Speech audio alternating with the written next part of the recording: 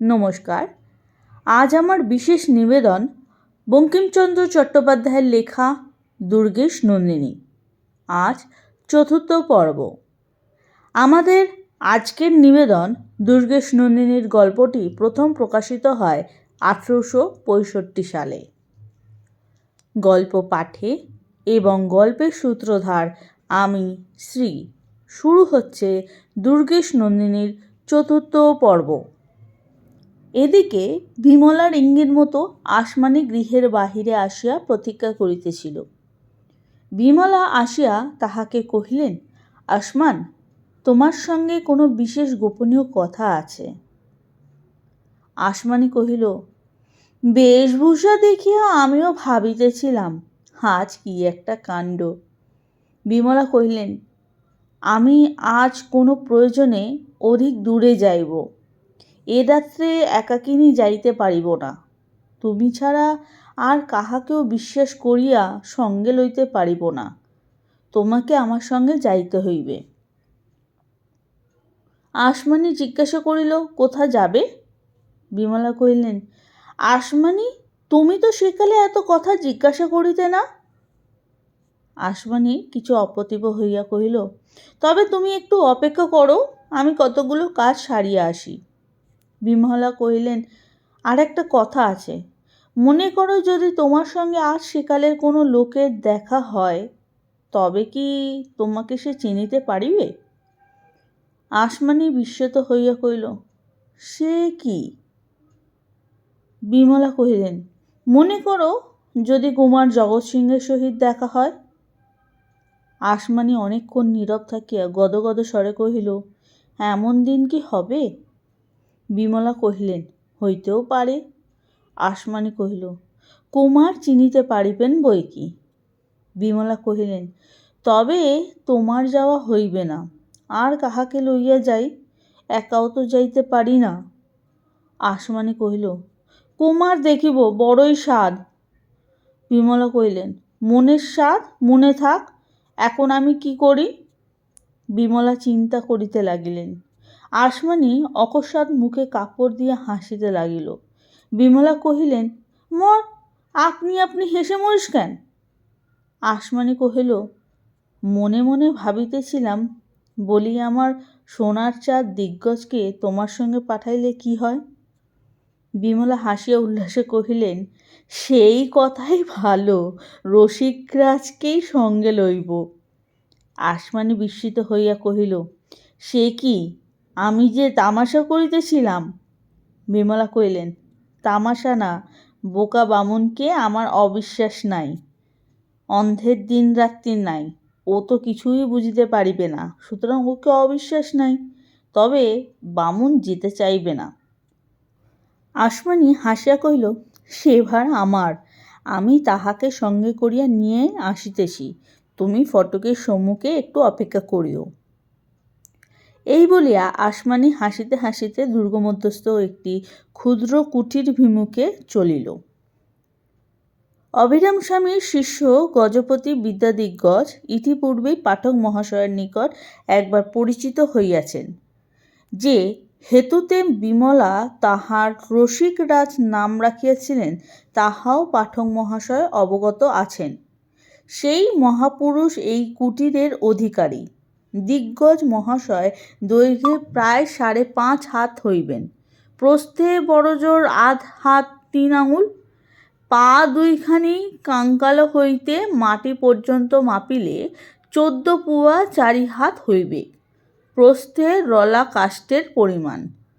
বর্ণ দোয়াতের কালি, বোধহয় অগ্নি কাষ্ঠভ্রমে পা দুখানি ভক্ষণ করিতে বসিয়াছিলেন। কিছুমাত্র রস না পাইয়া অর্ধেক অঙ্গার করিয়া ফেলিয়া দিয়াছেন। দিগ্গজ মহাশয় অধিক দৈর্ঘ্যবশত একটু একটু কুঁজো অবয়বের মধ্যে নাসিকা প্রবল, শরীরে মাংসাভাব সেইখানেই সংশোধন হইয়াছে। মাথাটি বেহারা কামান, কামান চুলগুলি যাহার আছে তাহা ছোট্ট ছোট্ট, আবার হাত দিলে সূচ ফোটে। আর্কফলার ঘাটটা জাঁকালো রকম। গজপতি বিদ্যাদিগ্গজ উপাধি সাত করিয়া পান নাই। বুদ্ধিখানা অতি তীক্ষ্ণ। বাল্যকালে চতুষ্টাটিতে ব্যাকরণ আরম্ভ করিয়াছিলেন। 7.5 মাসে সহর্ণে ঘর সূত্রটি ব্যাখ্যা শুদ্ধ মুখস্থ হয়। ভট্টাচার্য মহাশয়ের অনুগ্রহে আর 10 জনের গোলে হরি বলে 15 বৎসর পাঠ করিয়া শব্দকাণ্ড শেষ করিলেন। পরে অন্য কাণ্ড আরম্ভ করিবার পূর্বে অধ্যাপক ভাবিলেন, দেখি দেখি কাণ্ডখানায় কি। শিষ্যকে জিজ্ঞাসা করিলেন, বলো দেখি বাপু, রাম শব্দের উত্তর অম করিলে কি হয়? ছাত্র অনেক ভাবিয়া উত্তর করিলেন, রামাকান্ত। অধ্যাপক কহিলেন, বাপু, তোমার বিদ্যা হইয়াছে, তুমি এক্ষুনি গৃহে যাও। তোমার এখনকার পার সাঙ্গ হইয়াছে, আমার আর বিদ্যা নাই যে তোমাকে দান করিব। গজপতি অতি সাহাঙ্কার চিত্ত হইয়া কহিলেন, আমার এক নিবেদন, আমার উপাধি। অধ্যাপক কহিলেন, বাপু, তুমি যে বিদ্যা উপার্জন করিয়াছ, তোমার নূতন উপাধি আবশ্যক। তুমি বিদ্যাদিগ্গজ উপাধি গ্রহণ করো। দিগ্গজ হৃষ্টচিত্তে গুরুপদে প্রণাম করিয়া গৃহে চলিলেন।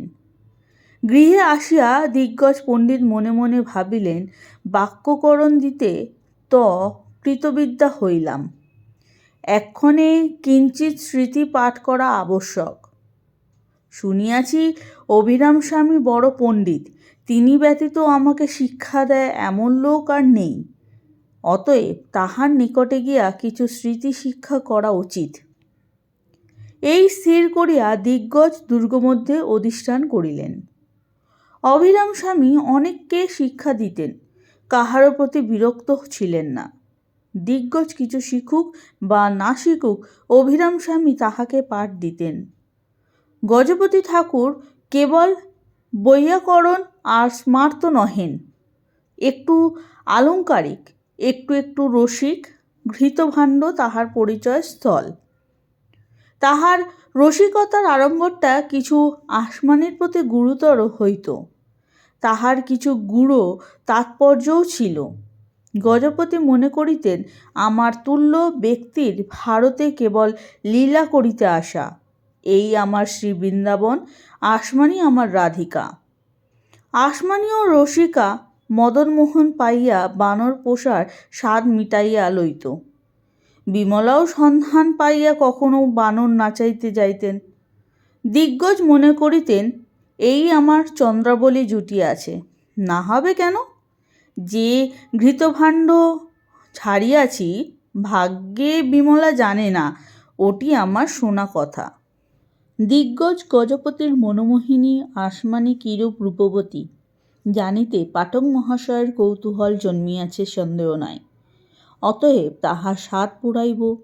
কিন্তু স্ত্রীলোকের রূপবর্ণন বিষয়ক গ্রন্থকারগণ যে পদ্ধতি অবলম্বন করিয়া থাকেন, আমার সদৃশ অকিঞ্চনজনের তৎপদ্ধতি বহির্ভূত হওয়া অতি ধৃষ্টতার বিষয়। অতএব প্রথমে মঙ্গলাচরণ করা কর্তব্য। হে বাগদেবী, হে কমলাসনে, শরদিন্দু নিভাননে, অমল কমল দলনিন্দিত চরণ ভক্ত জনবৎসলে, আমাকে সেই চরণ কমলের ছায়া দান করো, আমি আসমানির রূপ বর্ণন করিব। হে অরবিন্দানন সুন্দরীকুল গর্ব খর্বকারিণী, হে বিশাল রসাল দীর্ঘ সমাস পটল সৃষ্টিকারিণী, একবার পদনখের এক পার্শ্বে স্থান দাও, আমি রূপ বর্ণনা করিব। সমাস পটল সন্ধি বেগুন উপমা কাঁচকলার চচ্চড়ি রাধিয়া এই খিচুড়ি তোমায় ভোগ দিব। হে পণ্ডিত কুলেপ্সিত প্রয়প্রসবিনী, হে মূর্খ জনপ্রতি কচ্চিৎ কৃপাকারিণী, হে অঙ্গুলি কণ্ডুয়ন বিষম বিকার সমুৎপাদিনী, হে বটতলা বিদ্যা প্রদীপ তৈল প্রদায়িনী, আমার বুদ্ধির প্রদীপ একবার উজ্জ্বল করিয়া দিয়া যাও। মা, তোমার দুই রূপ, যে রূপ তুমি কালিদাসকে বরপ্রদা হইয়াছিলে, যে প্রকৃতির প্রভাবে রঘুবংশ কুরুমার সম্ভবে মেঘদূত শকুন্তলা জন্মিয়াছিল, যে প্রকৃতির ধ্যান করিয়া বাল্মীকি রামায়ণ ভবভূতি উত্তরচরিত ভারবী কিরতার্জনীয় রচনা করিয়াছিলেন, সেরূপে আমার স্কন্ধে আরোহণ করিয়া পীড়া জন্মাইও না। যে মূর্তি ভাবিয়া শ্রীহর্ষ নৈষদ লিখিয়াছিলেন, যে প্রকৃতি প্রসাদে ভারতচন্দ্র বিদ্যার অপূর্ব রূপ বর্ণন করিয়া বঙ্গদেশের মনোমোহন করিয়াছেন, যাহার প্রসাদে দাশরথী রায়ের জন্ম, যে মূর্তিতে আজও বটতলা আলো করিয়াতেছে, সেই মূর্তিতে একবার আমার স্কন্ধে আবির্ভূত হও, আমি আসমানির রূপ বর্ণনা করি। আসমানের বেণীর শোভা ফণিনীর ন্যায়। ফণিনী সেই তাপে মনে ভাবিল, যদি বেণীর কাছে পরাস্ত হইলাম, তবে আর এ দেহ লোকের কাছে লইয়া বেড়াইবার প্রয়োজনটা কি? আমি গর্তে যাই। এই ভাবিয়া সাপ গর্তের ভিতর গেলেন। ব্রহ্মা দেখিলেন প্রমাদ, সাপ গর্তে গেলেন, মানুষ দংশন করে কে? এই ভাবিয়া তিনি সাপকে ল্যাজ ধরিয়া টানিয়া বাহির করিলেন। সাপ বাহিরে আসিয়া আবার মুখ দেখাইতে হইল। এই ক্ষোভে মাথা কুটিতে লাগিল। মাথা কুটিতে কুটিতে মাথা চ্যাপ্টা হইয়া গেল। সেই অবধি সাপের ফণা হইয়াছে। আসমানির মুখচন্দ্র অধিক সুন্দর, সুতরাং চন্দ্রদেব উদিত হইতে না পারিয়া ব্রহ্মার নিকট নালিশ করিলেন। ব্রহ্মা কহিলেন, ভয় নাই, তুমি গিয়া উদিত হও। আজ হইতে স্ত্রীলোকদিগের মুখ আবৃত হইবে। সেই অবধি ঘোমটা সৃষ্টি। নয়ন দুটি যেন খঞ্জন, পাছে পাখি ডানা বাহির করিয়া উড়িয়া পালায়, সেই জন্য বিধাতা পল্লব রূপ পিঞ্জরার কবাট করিয়া দিয়াছেন। নাসিকা গরুরের নাসার ন্যায় মহাবিশাল। দেখিয়া গরুর আশঙ্কায় বৃক্ষরোহণ করিল। সেই অবধি পক্ষীকুল বৃক্ষের উপরেই থাকে। কারণান্তরে দারিম্ব বঙ্গদেশ ছাড়িয়া পাটনা অঞ্চলে পলাইয়া রহিলেন, আর হস্তিকুম্ভ লইয়া ব্রহ্মদেশে পালাইলেন। বাকি ছিলেন ধবলগিরি। তিনি দেখিলেন যে আমার চূড়া কতই বা উচ্চ, 2.5 ক্রোশ বই তো নয়, এ চূড়া অন্যূন 3 ক্রোশ হইবেক। এই ভাবিতে ভাবিতে ধবলগিরির মাথা গরম হইয়া উঠিল। বরফ ঢালিতে লাগিলেন। তিনি সেই অবধি মাথায় বরফ দিয়া বসিয়া আছেন। কপালের লিখন দোষে আসমানি বিধবা। আসমানি দিগ্গজের কুটিরে আসিয়া দেখিল যে কুটিরের দ্বার রুদ্ধ, ভিতরে প্রদীপ জ্বলিতেছে। ডাকিল, ও ঠাকুর! কেউই উত্তর দিল না। বলি, ও গোসাই! উত্তর নাই। মর বিটলে, কি করিতেছ? ও রসিকরাজ রসোপাধ্যায় প্রভু! উত্তর নাই। আসমানি কুটিরের দ্বারে ছিদ্র দিয়া উঁকি মারিয়া দেখিল ব্রাহ্মণ আহারে বসিয়াছে। এই জন্য কথা নাই। কথা কহিলে ব্রাহ্মণের আহার হয় না। আসমানি ভাবিল, ইহার আবার নিষ্ঠা, দেখি দেখি কথা কইয়া আবার খায় কি না। বলি, ও রসিকরাজ! উত্তর নাই। ও রসরাজ! উত্তর বামুন ভাত গালে করিয়া উত্তর দিতেছে। ও তো কথা হলো না। এই ভাবিয়া আসমানি কহিল, ও রসমানিক! উত্তর আসমানি, বলি, কথাই কও না, খেও এর পরে। উত্তর আসমানি, বটে, বামুন হইয়া এই কাজ, আর স্বামী ঠাকুরকে বলে দেব। ঘরের ভেতর কে ও? ব্রাহ্মণ সশঙ্ক চিত্তে শূন্য ঘরের চতুর্দিক নিরীক্ষণ করিতে লাগিল। কেহ নাই দেখিয়া পুনর্বার আহার করিতে লাগিল। আসমানি বলিল, ও মাগি যে যেতে চাঁড়াল, আমি যে চিনি। দিগ্গজের মুখ শুকাইল। বলিল, কে চাঁড়াল? ছুয়া পড়েনি তো? আসমানি আবার কহিল, ও, আবার খাও যে? কথা কইয়া আবার খাও? দিগ্গজ, কই, কখন কথা কইলাম? আসমানি খিলখিল করিয়া হাসিয়া উঠিল। বলিল, এই তো কহিলে। দিগ্গজ, বটে বটে, তবে আর খাওয়া হইল না। আসমানি, হাঁ, তো উঠে আমার দ্বার খুলে দাও। আসমানি ছিদ্র হইতে দেখিতেছিল ব্রাহ্মণ যথার্থই অন্নত্যাগ করিয়া উঠে। কহিল, না না, ও কয়টি ভাত খাইয়া উঠিও। দিগ্গজ, না, আর খাওয়া হইবে না, কথা কইয়াছি। আসমানি, সে কি, না খাও তো, আমার মাথা খাও। দিগ্গজ, রাধে মাধব, কথা কহিলেই কি আর আহার করিতে আছে? আসমানি, বটে, তবে আমি চলিলাম। তোমার সঙ্গে আমার অনেক কথা ছিল, কিছুই বলা হইল না, আমি চলিলাম। দিগ্গজ, না না আসমান, তুমি রাগ করিও না, আমি এই খাইতেছি। ব্রাহ্মণ আবার খাইতে লাগিল। 2-3 গ্রাস আহার করিবা মাত্র আসমানি কহিল, উঠো, হইয়াছে, দ্বার খোলো। দিগ্গজ, এই কটা ভাত খাই। আসমানি, এই যে পেট আর ভরে না, উঠো, নহিলে কথা কইয়া ভাত খাইয়াছ বলিয়া দিব। দিগ্গজ, নাও, এই উঠিলাম। ব্রাহ্মণ অতি ক্ষুণ্ণ মনে অন্নত্যাগ করিয়া গণ্ডূষ করিয়া উঠিয়া দ্বার খুলিয়া দিল। দ্বার খুলিলে আসমানি গৃহে প্রবেশ করিবা মাত্র দিগ্গজের হৃদ্বোধ হইল যে প্রণয়িনী আসিয়াছেন, ইহা সরস অভ্যর্থনা করা চাই। অতএব হস্ত উত্তোলন করিয়া কহিলেন, ও আয়া হি বরদে দেবী। আসমানি কহিল, এটি যে বড় সরস কবিতা, কোথা পাইলে? দিগ্গজ, তোমার জন্য এটি আজ রচনা করিয়া রাখিয়াছি। আসমানি, সাত করিয়া কি তোমায় রসিকরাজ বলেছি? দিগ্গজ, সুন্দরী, তুমি বইস, আমি হস্ত প্রক্ষালন করি। আসমানি মনে মনে কহিল, আলো পেয়ে তুমি হাত ধোবে, আমি তোমাকে ওই এঁটো আবার খাওয়াবো। প্রকাশ্যে কহিল, সে কি, হাত ধোও যে, ভাত খাও না? গজপতি কহিলেন, কি কথা, ভোজন করিয়া উঠিয়াছি, আবার ভাত খাবো কি রূপে? আসমানি, কেন, তোমার ভাত রইয়াছে যে, উপবাস করিবে? দিগ্গজ কিছুক্ষণ ক্ষুণ্ণ হইয়া কহিলেন, কি করি, তুমি তাড়াতাড়ি করিলে। এই বলিয়া সতৃষ্ণ নয়নে অন্নপানে দৃষ্টিপাত করিতে লাগিলেন। আসমানি কহিল, তবে আবার খাইতে হইবে। দিগ্গজ, রাধে মাধব, গণ্ডূষ করিয়াছি, গাত্রোত্থান করিয়াছি, আবার খাইব?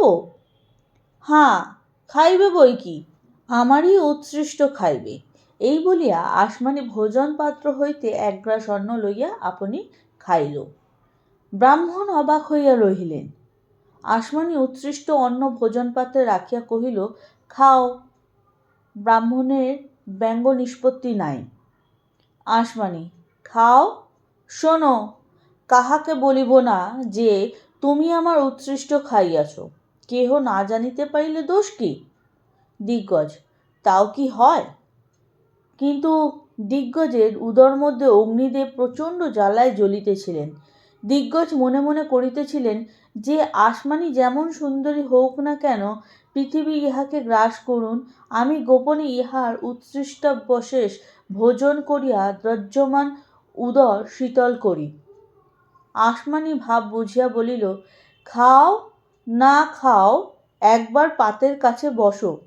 দিগ্গজ, কেন, তাতে কি হইবে? আসমানি, আমার স্বাদ, তুমি কি আমার একটা স্বাদ পুরাইতে পারো না? দিগ্গজ বলিলেন, শুধু পাত্রের কাছে বসিতে কি তাহাতে কোনো দোষ নাই? তোমার কথা রাখিলাম। এই বলিয়া দিগ্গজ পণ্ডিত আসমানির কথায় পাতের কাছে গিয়া বসিলেন। উদরে ক্ষুধা, কোলে অন্ন, অথচ খাইতে পারিতেছেন না। দিগ্গজের চক্ষে জল আসিল। আসমানি বলিল, শূদ্রের উৎকৃষ্ট ব্রাহ্মণের ছুলে কি হয়? পণ্ডিত বলিলেন, নাইতে হয়। আসমানি, তুমি আমায় কেমন ভালোবাসো, আজ বুঝিয়া পড়িয়া তবে আমি যাইব। তুমি আমার কথায় এই রাত্রে নাইতে পারো? দিগ্গজ মহাশয় ক্ষুদ্র চক্ষুরসে অর্ধমুদ্রিত করিয়া দীর্ঘ নাসিকা বাঁকাইয়া মধুর হাসি আকর্ণ হাসিয়া বলিলেন, তার কথা কি, এখনই নাইতে পারি। আসমানি বলিল, আমার ইচ্ছা হইয়াছে তোমার পাতে প্রসাদ পাইব, তুমি আপন হাতে আমাকে 2টি ভাত মাখিয়া দাও। দিগ্গজ বলিল, তার আশ্চর্য কি, স্নানেই সূচি। এই বলিয়া উৎসৃষ্টাবশেষ একত্রিত করিয়া মাখিতে লাগিল। আসমানি বলিল, আমি একটি উপকথা বলি শুনো। যতক্ষণ আমি উপকথা বলিব ততক্ষণ তুমি ভাত মাখিবে। নইলে আমি খাইব না।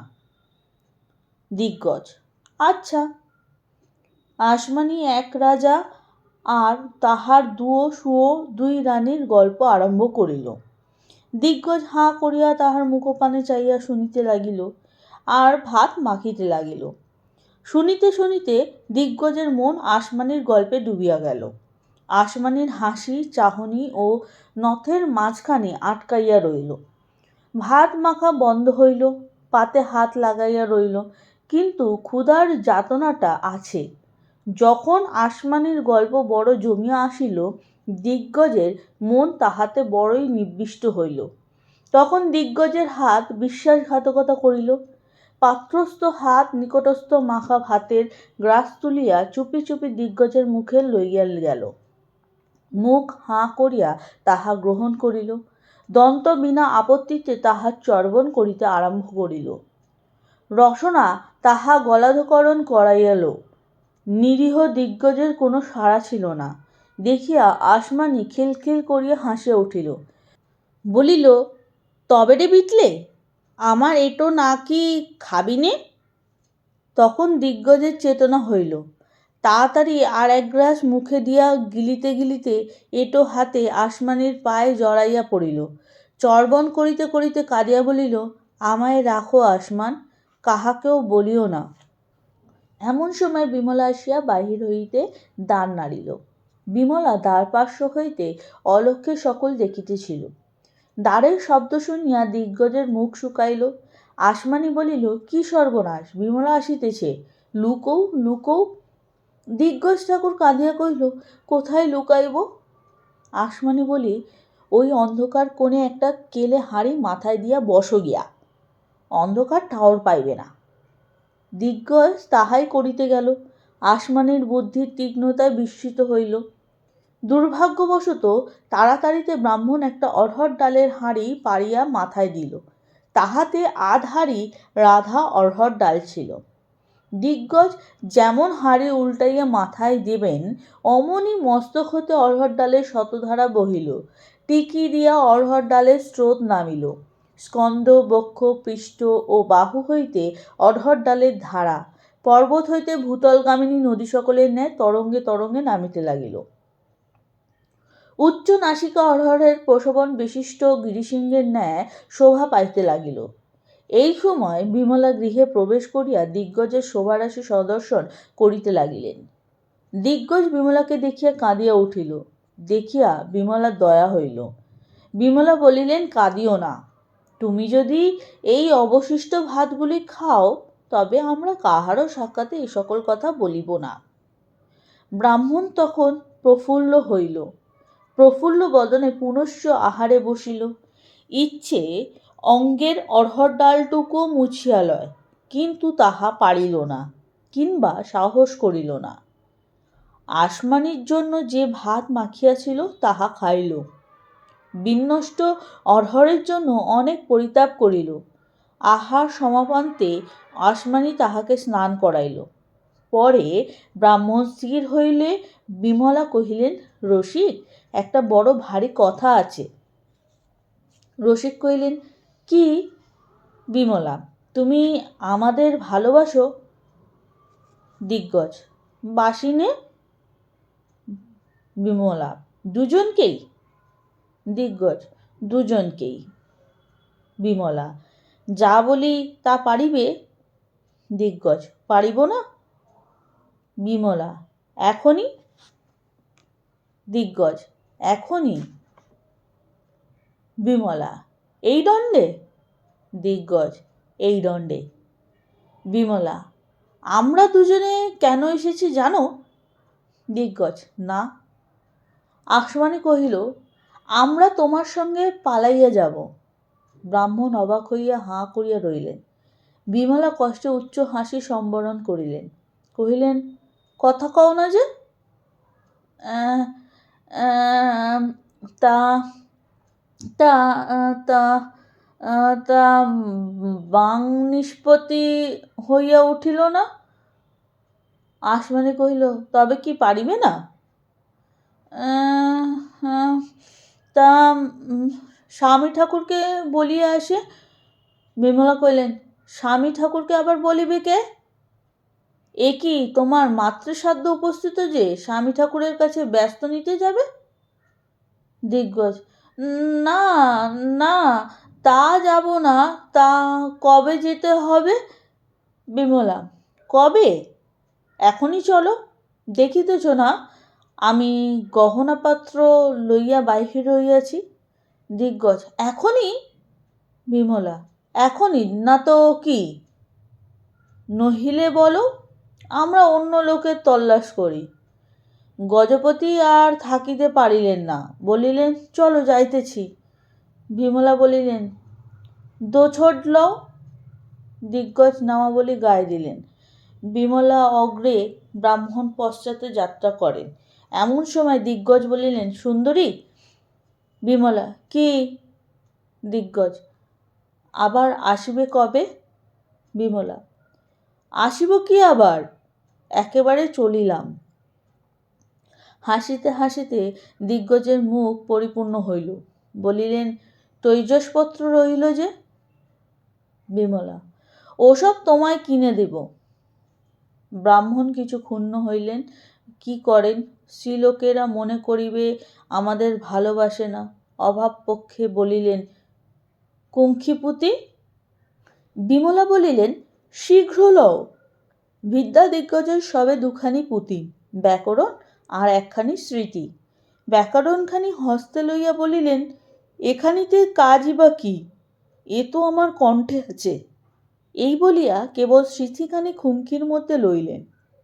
দুর্গা শ্রীহরি বলিয়া বিমলা ও আসমানের সহিত যাত্রা করিলেন। আসমানে কহিল, তোমরা আগু হও, আমি পশ্চাৎ যাইব। এই বলিয়া আসমানে গৃহে গেল। বিমলা ও গজপতি একত্র চলিলেন। অন্ধকারে উভয় অলক্ষ্য থাকিয়া দুর্গদ্বারের বাহির হইলেন। কিয়দ্দূর গমন করিয়া দিগ্গজ কহিলেন, কই, আসমানি আসিল না? বিমলা কহিলেন, সে বুঝি আসিতে পারিল না, আবার তাকে কেন? রসিকরাজ নীরব হইয়া রহিলেন। ক্ষণিক পরে নিঃশ্বাস ত্যাগ করিয়া কহিলেন, তৈজসপত্র। বিমলা দ্রুত পাদবিক্ষেপে শীঘ্র মান্দারণ পশ্চাৎ করিলেন। নিশা অত্যন্ত অন্ধকার, নক্ষত্রালোকে সাবধানে চলিতে লাগিলেন। প্রান্তর পথে প্রবেশ করিয়া বিমলা কিঞ্চিৎ শঙ্কান্বিত হইলেন। সমবিহারী নিঃশব্দে পশ্চাৎ পশ্চাৎ আসিতেছেন, বাক্যবায়ু নাই। এমন সময় মনুষ্যের কণ্ঠস্বর শুনিলে কিছু সাহস হয়, শুনিতে ইচ্ছাও করে। এই জন্য বিমলা গজপতিকে জিজ্ঞাসা করিলেন, রসিকরতন, কি ভাবিতেছ? রসিকরতন বলিলেন, বলি, তৈজসপত্রগুলো। বিমলা উত্তর না দিয়া মুখে কাপড় দিয়া হাসিতে লাগিলেন। ক্ষণিককাল পরে বিমলা আবার কথা কহিলেন, দিগ্গজ, তুমি ভূতে ভয় করো, রাম রাম রাম, রাম নাম বলো। বলিয়া দিগ্গজ বিমলার পশ্চাতে দুই হাত সরিয়া আসিলেন। একে পায় আরে চায়। বিমলা কহিলেন, এ পথে বড় ভূতের দৌরাত্ম্য। দিগ্গজ আসিয়া বিমলার অঞ্চল ধরিলেন। বিমলা বলিতে লাগিলেন, আমরা সেদিন শৈলেশ্বরের পূজা দিয়া আসিতেছিলাম। পথের মধ্যে বটতলায় দেখি যে এক বিকটাকার মূর্তি। অঞ্চলের তাড়নায় বিমলা জানিতে পারিলেন যে ব্রাহ্মণ থরহরি কাঁপিতেছে। বুঝিলেন যে আর অধিক বাড়াবাড়ি করিলে ব্রাহ্মণের গতিশক্তি রহিত হইবে। অতএব ক্ষান্ত হইয়া কহিলেন, রসিকরাজ, তুমি গাইতে জানো? রসিক পুরুষ কে কোথায় সঙ্গীতে অপটু। দিগ্গজ বলিলেন, জানি বই কি। বিমলা বলিলেন, একটি গীত গাও দেখি। দিগ্গজ আরম্ভ করিলেন, এ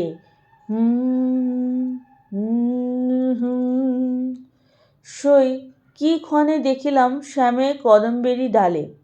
পথের ধারে একটা গাভী শয়ন করিয়া রোমন্থন করিতেছিল। অলৌকিক শব্দ শুনিয়া বেগে পলায়ন করিল। রসিকের গীত চলিতে লাগিল।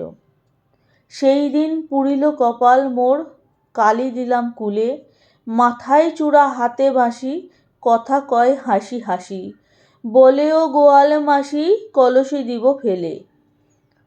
দিগ্গজের আর গান হইল না। হঠাৎ তাহার শ্রবণেন্দ্রিয় একেবারে মুগ্ধ হইয়া গেল।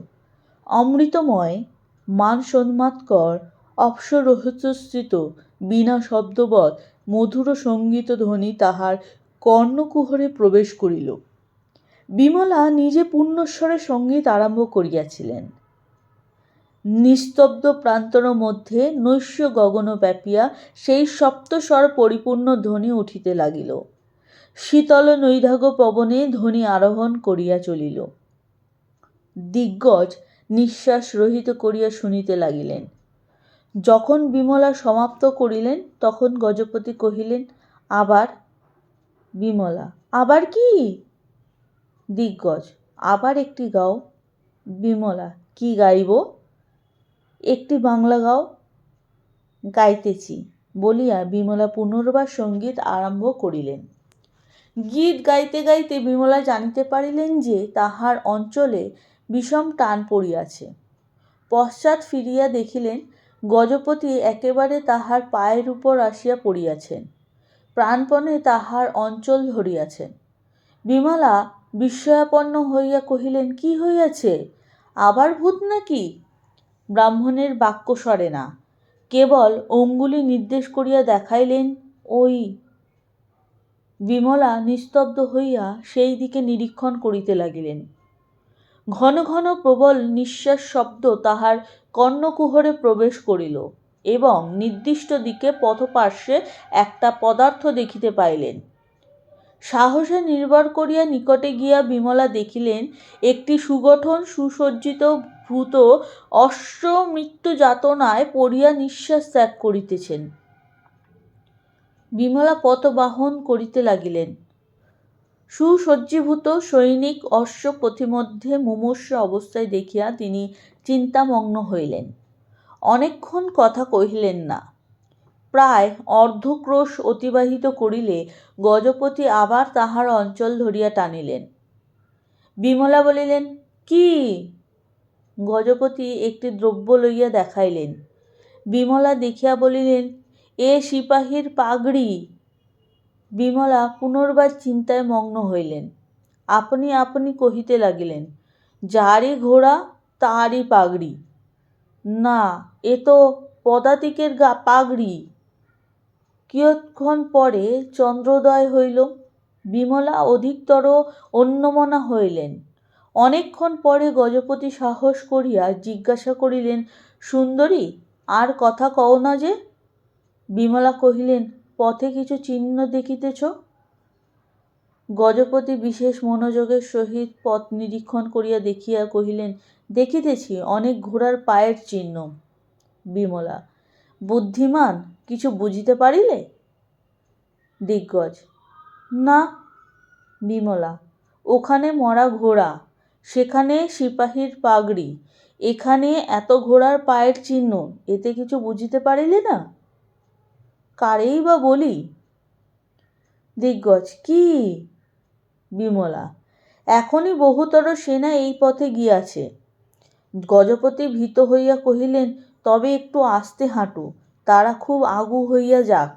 বিমলা হাস্য করিয়া বলিলেন, মূর্খ, তাহারা আগু হইবে কি? কোন দিকে ঘোড়ার খুঁড়ের সম্মুখে দেখিতেছ না? এ সেনা গরম আন্দোলনে গিয়াছে। বলিয়া বিমলা বিমর্ষ হইয়া রইলেন। অচিরাৎ শৈলেশ্বরের মন্দিরের ধবল শ্রীনিকটে দেখিতে পাইলেন। বিমলা ভাবিলেন যে রাজপুত্রের সহিত ব্রাহ্মণের সাক্ষাতের কোনো প্রয়োজন নাই, বরং তাহাতে অনিষ্ট আছে। অতএব কি প্রকারে তাহাকে বিদায় দিবেন চিন্তা করিতেছিলেন। গজপতি নিজেই তাহার সূচনা করিয়া দিলেন। ব্রাহ্মণ পুনর্বার বিমলার পৃষ্ঠের নিকট আসিয়া অঞ্চল ধরিয়াছেন। বিমলা জিজ্ঞাসা করিলেন, আবার কি? ব্রাহ্মণ অস্ফুট স্বরে কহিলেন, সে কত দূর? বিমলা, কি কত দূর? দিগ্গজ, সেই বটগাছ। বিমলা, কোন বটগাছ? দিগ্গজ, যেখানে তোমরা সেদিন দেখেছিলে। বিমলা, কি দেখেছিলাম? দিগ্গজ, রাত্রিকালে নাম করিতে নাই। বিমলা বুঝিতে পারিয়া সুযোগ পাইলেন। গম্ভীর স্বরে বলিলেন, এ। ব্রাহ্মণ অধিকতর ভীত হইয়া কহিলেন, কি গা? বিমলা অস্পষ্ট স্বরে শৈলেশ্বর নিকটস্থ বটবৃক্ষের প্রতি অঙ্গুলি নির্দেশ করিয়া কহিলেন, সে ওই বটতলা। দিগ্গজ আর নড়িলেন না, গতিশক্তির রহিত অশ্বত্থপত্রের ন্যায় কাঁপিতে লাগিলেন। বিমলা বলিলেন, আইসো। ব্রাহ্মণ কাঁপিতে কাঁপিতে কহিলেন, আমি আর যাইতে পারিব না। বিমলা কহিলেন, আমারও ভয় করিতেছে। ব্রাহ্মণ এই শুনিয়া পা ফিরাইয়া পলায়নরত হইলেন। বিমলা বৃক্ষপানে দৃষ্টি করিয়া দেখিলেন, বৃক্ষমূলে একটা ধবলাকার একটি কি পদার্থ। তিনি জানিতেন যে বৃক্ষমূলে শৈলেশ্বরের ষাঁড় শুইয়া থাকে, কিন্তু গজপতিকে কহিলেন, গজপতি, ইষ্টদেবের নাম জপ বৃক্ষমূলে কি দেখিতেছ? ওগো বাবা গো বলিয়াই দিগ্গজ একেবারে চম্পট। দীর্ঘ দীর্ঘ চরণ টিলার্ধ মধ্যে অর্ধক্রোশ পার হইয়া গেলেন। বিমলা গজপতির স্বভাব জানিতেন, অতএব বেশ বুঝিতে পারিলেন যে তিনি একেবারে দুর্গদ্বারে গিয়া উপস্থিত হইবেন। বিমলা তখন নিশ্চিন্ত হইয়া মন্দিরাভিমুখে চলিলেন। বিমলা সকল দিক ভাবিয়া আসিয়াছিলেন, কেবল একদিক ভাবিয়া আসেন নাই, রাজপুত্র মন্দিরে আসিয়াছেন কি? মনে এইরূপ সন্দেহ জন্মিলে বিমলার বিষম ক্লেশ হইল। মনে করিয়া দেখিলেন যে রাজপুত্র আসার নিশ্চিত কথা কিছুই বলেন নাই, কেবল বলিয়াছিলেন যে এইখানে আমার সাক্ষাৎ পাইবে। এখানে না দেখা পাও তবে সাক্ষাৎ হইল না, তবে তো না আসারও সম্ভাবনা। যদি না আসিয়া থাকেন তবে এত ক্লেশ বৃথা হইল। বিমলা বিষণ্ণ হইয়া আপনা আপনি কহিতে লাগিলেন, এ কথা আগে কেন ভাবি নাই? ব্রাহ্মণকেই বা কেন তাড়াইলাম? একাকিনী এ রাত্রে কি প্রকারে ফিরিয়া যাইব? শৈলেশ্বর তোমার ইচ্ছা। বটবৃক্ষতলে দিয়া শৈলেশ্বর মন্দিরে উঠিতে হয়। বিমলা বৃক্ষতল দিয়া যাইতে দেখিলেন যে তথায় ষণ্ড নাই। বৃক্ষমূলে যে ধবল পদার্থ দেখিয়াছিলেন তাহা আর তথায় নাই। বিমলা কিঞ্চিৎ বিস্মিত হইলেন। ষণ্ড কোথাও উঠিয়া গেলে প্রান্তর মধ্যে দেখা যাইত। বিমলা বৃক্ষমূলের প্রতি বিশেষ দৃষ্টিপাত করিলেন। বোধ হইল যেন বৃক্ষের পশ্চাদিকস্থ কোনো মনুষ্যের ধবল পরিচ্ছেদের অংশমাত্র দেখিতে পাইলেন। সাতিশয় চঞ্চল পদে মন্দিরাভিমুখে চলিলেন। সবলে কবাট করতাড়িতে করিলেন। কবাট বন্ধ। ভিতর হইতে গম্ভীরস্বরে প্রশ্ন হইল, কে? শূন্য মন্দির মধ্য হইতে গম্ভীরস্বরে প্রতিধ্বনি হইল, কে? বিমলা প্রাণপণে সাহসে ভর করিয়া কহিলেন, পথশ্রান্ত স্ত্রীলোক। কবাট মুক্ত হইল। দেখিলেন মন্দির মধ্যে প্রদীপ জ্বলিতেছে। সম্মুখে কৃপাণকোষ হস্তে এক দীর্ঘাকার পুরুষ দণ্ডায়মান।